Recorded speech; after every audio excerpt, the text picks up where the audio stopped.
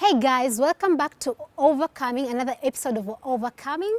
I'm your host Karen Asview, and today we have one brilliant lady, and we're going to talk about sex, marriage, relationship, all in one. The unfiltered truth, everything that's left out, everything that people shy away from talking about. This is Overcoming, and karibu sana. Please remember to subscribe to see all our videos, amazing videos.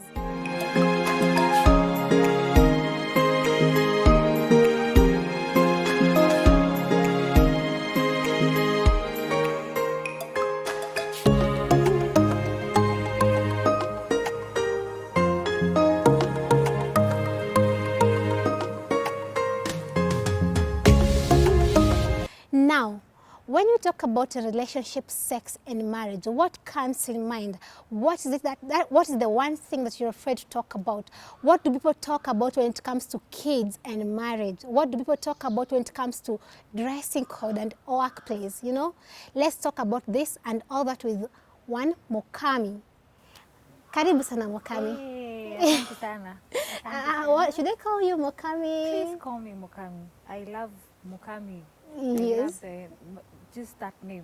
The rest are just my names, but that is my name. That's what you want to be identified with. Yes. I love your tattoos. Oh, thank you. What does this symbolize? This actually today, on my way here, nimeambiwa tena na mtu mwingine. This is a tribal tattoo. I thought it is a Maori tattoo, but it's just a tribal. Nothing really. It is for beautification. Oh, it's just for beauty. It doesn't have like, it's not like symbol for something. No. This is not a symbol for anything. I am in no cult at all. For those of those people who think, oh, this is a cult. No, it is of no cult. It's just a beautification. And that's it. Oh, Yes. okay. This is not So the I only shouldn't be one. afraid to do a tattoo on No. on times that at all. maybe it's on a cult or anything. Hapana. This is no cult. Just This for is beauty. Just for beauty. Ah. Now, let's dive in. Yes. Online relationships, you know, dating sites. All, you know, these things that people are there, you remember I'm saying like, I'm in this dating site, dating site, and they like automatically judge you. Like, that is just for hookups. What can you talk about, what can you say about online relationship? Is it something that people should pursue? Is it wrong? Is it right? Well, first of all, in anything you do at this moment in time, judgment will be dashed to you. Will always follow, whether you're on it, whether you're not on it. So online apps and dating sites, if you think you can go for it, go for it. You know, now with Corona, do you think it's something that Oh. people should actually do more because there's no meeting, you can just talk to yes. people? With COVID, people are not meeting. So yes, when you're at home, you can actually do the dating app. You can get on Tinder. You can interact with people there. You can get to know them before you actually meet them. Because right now, see, we're not meeting people and we're not interacting. Yes. So yes, I think right now would be a very good time if you do not have a spouse, or if you have the time. How do you handle the judgments? You're a single lady, you just want to go you just want to meet a nice man.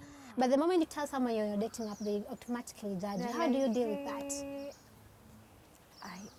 Personally, I don't know how I would deal with that, but I would just tell anyone who is on it, Yourself. just be yourself. Do Either you? way, you'll be judged. If you're on it, Or you're not? you'll be judged. If you're not, kwa nini haungeenda kwa dating app utafute mtu? So Yeah. surely just do it. Your masterate might be there. Exactly. Yeah, we've seen people find people on dating apps. Now, when you talk about relationships, you know there's this PDA, public display of affection. Yes. Na kwa grao naambiwa vitu zinakuanga Hey, different. vitu ni different. Can you talk about, tell us about that. Should the PDA that people show in public should continue even in private? Ama should the real you guys in private should what we be seeing in public? I think the PDA should if you pick to be a PDA person, I think it would only be fair to your partner if what you do outside there is what I meet in the house. Yes. I think it is only fair. If you are a PDA person, if you hold my hand in public, Yes, please hold my hand in the ikifika house. kwa nyumba usikae huko, please hold my hand pia kwa nyumba, please be that hugging person. But if you're not a PDA person, well, there are people who are not PDA people. Yes, yes, So true. if you're not PDA out there, hata kwa nyumba, it's not like I'm going to expect you to be hugging on And me. would you say like maybe hugging, holding my hand, kissing me, yeah, that Exactly. would spice your relationship? Oh yes, it would. For me, it would. But then it also depends on your partner. At times in a relationship, it is not always just about you.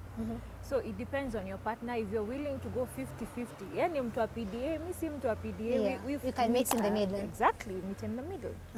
Now, what happens when your partner is a bit reserved?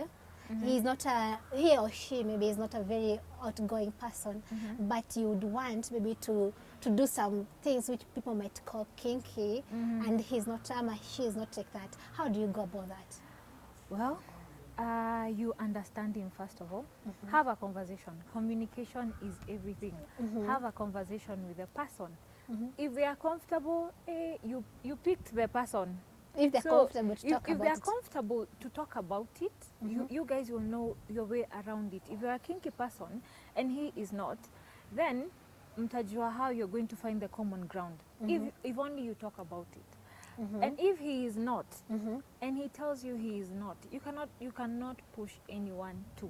You're Yeah. only telling him so that either he takes up on it, Yeah. and either he becomes open about it for you to actually do the kinky stuff and Yes. the PDA stuff. Yes. But if he is not, then he is not. You know that you're not in a relationship to change anyone. Yes, true. Do you think in such situation that might hear maybe there's rape in sex? Yes. There was no consent. Actually, in marriage, Because maybe you've been with this person for a long time, and you've missed maybe some of the things you wanted to try, and this person is a bit reserved. Would such maybe your needs lead to rape in the relationship or outside the in relationship? the relationship? In the relationship. Yeah, you two people who are in a relationship, maybe married. Yes, actually, people, especially Africans, we tend to view rape as kitu inafanyika huko nje ama by a stranger, but rape, as long as there is no consent, that is rape. Whether we are married or We're not married.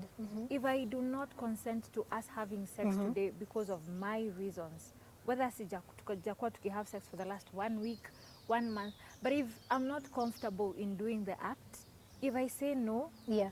that is rape, in marriage or not. Especially in marriage, if I say no, si leo, si kesho, and because of my obvious reasons, and you Yeah. force yourself To you. to me, if you force your way into me, then that is rape. And you can actually report the case. Yes. But that would be so devastating to the marriage, you know? But then you did not listen to me. That's So the you thing. have to deal with the consequences. One thing, in every what do we say, in every choice there's a consequence. If you choose to keep quiet, it will happen next time, and it will happen the other time. If you choose to speak out and say, hey, Mimi, you will not do this to me, and I'm going to report it, regardless of how the Yeah. police are going to take it, and you report it and you put it out there, it might not happen the next time. Yeah, true. So every choice has a Is consequence. it something that happens maybe in young marriages, or something in marriages that have stayed, for a long time? Maybe the hit that was there when your relationship was young might be different when you've stayed together, say, 10 years. It is. You might find it is something that commonly happens to marriages that maybe have stayed for a longer time, because as you said, the spark might not be there, and you feel like, if this guy coming on to me leo venye alikuwa nakuja kitambo, Yeah. you're just like, No. and then him is like, no, I want it. So yes, it might happen to those marriages that maybe have stayed longer, and it might also happen to these marriages that are really young, because maybe you feel like we are not yet there to go that Yes. far, and then him is all over you, and then maybe her, she's all over him, because rape doesn't just happen to one side. Now, to prevent rape now and keep the fire burning, what should people in marriage do? Communication. You can't maybe get satisfied. You can't get an orgasm out of communication. You have to tell your partner, I am not, hey, this is tricky, because if you go and tell your partner, I am not being satisfied, things might go left. Yeah. But first of all, you check your partner, how they are. You should actually you can't really know someone But you know, if you approach your partner with this kind of topic, he is going to react this way. If you approach your partner with sex toys, he's going to react this way. But there's a way you communicate with your partner. There's a way only nyinyi wawili ndo mnaelewana. Mnaelewana. So if you come down to that common ground and mahali nyinyi wawili ndo mnaelewana, and maybe just explain it to him, which by the way may not go how you want it to go. You've mentioned sex toys. Yes. Do you think that is something that should be encouraged in marriages to just spice up things, you know, because the way you get, what used to spark, to bring the spark in when you're starting off the relationship might not be the same when you've stayed together for 10 years. Yes. Should we like introduce sex toys, or would that ruin things? If that will work for you, go for it. Sex toys, it is not a bad thing. Sex toys are not bad things. They're just when you wear a dress and you put on a belt to spice it up. It's the same way people wear dresses. But wewe umeamua kuweka the jewelry to spice it up. It is just sex in marriage. But if you choosing to bring in the belt a little bit, then you bring in the sex toys a little bit, think you look better, ama utafit uone ai in kama Yeah, sikai itoshi. vizuri. It's just that simple. It is, people should not find it all the way, oh, sex toys. Yeah. No, Yeah, I don't think in this age and time. Not at all. You should be able to communicate You and should speak be up your able to mind. communicate, exactly. Now, there have been conversation about kids, marriage. You know, like the moment kids come in marriage, the sex life definitely changes. Maybe the spark disappears because of the kids. Should we blame the kids, or should we blame the two adults who are no longer adding spice on their relationship? Keep the kids out of your relationship. The kids you chose to have the kids. You actually sat down na hata kama hamkuchagua to have them, they are here. So you cannot blame the kids for you guys not having sexual encounters. Blame you too. How do you go around that so that you can have sex and still be parents to the lovely kids? Well, once you've had the kids, that is something that you guys have to find a way through, because that is something you need each other for. Yes, true. He needs sex, I need sex. The kids out of it, find your way to it. Come in a common ground. Yes, according to your environment. Yes. Na pia environment yenu inafaa iongea mambo mingi. And how do you get boundaries in marriages? You have your privacy, he has his privacy. How do you go about that? Respect them. If I say something, if I say this is my limit, honestly, that is my limit. Can you talk about phone for a little bit? They always say, like, I don't want you to touch my phone because this is my privacy. Do you think, how should we handle this? How should we face this conversation? Like, don't touch my phone, you'll get what you don't want to see. Well, for me, the don't touch my phone part, actually, I think I just view it as it is his thing. Yes, in the house we have, because to me, I also have my things. Yes.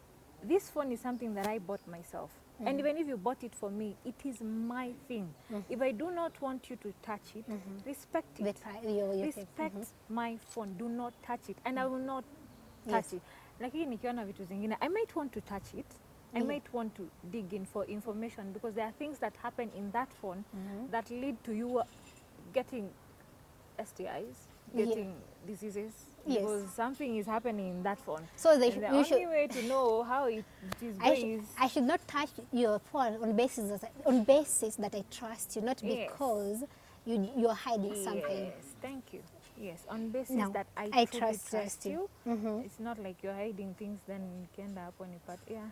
You know, there are cases whereby watu wamekaa kwa relationship for a long time and now we've talked about communication. Your communication inapotea. Like, how do you keep the communication going so that you can maybe talk about things like sex, you can talk about things like kids, you can talk about finances. How do you keep the communication intact in the relationship? I think you should go back to the roots of where you guys started, because for you to start a relationship, you have to communicate. Lazima angekuja akwambie, hey, msupa, ABCD. He must have communicated. You go back to the roots of the relationship. How did you guys get back together? Were you going on dates?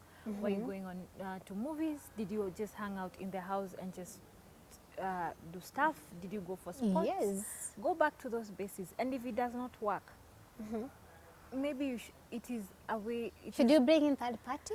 Yes, if necessary, please do. If necessary. Interesting. That is very interesting. if Now, necessary. as we wind up, probably, can you talk about finances and relationship? How should you tackle the whole situation about finances? I mean, in a relationship, maybe you expect the man to be paying rent, you expect the man to do all this. Should it be the other way? How do you tackle the whole issue of finances in a relationship stroke marriage? This can be tricky because it is one of the things that lead to people breaking up once or twice in the marriage, or Yes. it can get things rocky. Yeah. But for the finances, it all depends with that relationship on how it is. But as for me, because I can only speak from my point of view and my experience, Yeah.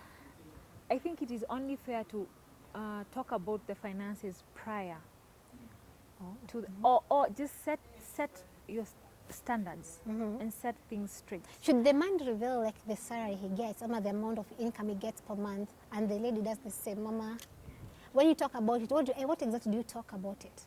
Honestly, I do not think it is necessary for the man to reveal his salary, because at the end of the day, whatever you're earning, I expect you to do.